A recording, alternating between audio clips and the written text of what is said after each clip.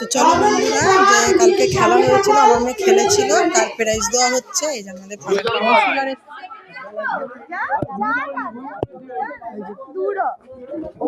Councillor prize দিচ্ছে আমাদের পাড়ার।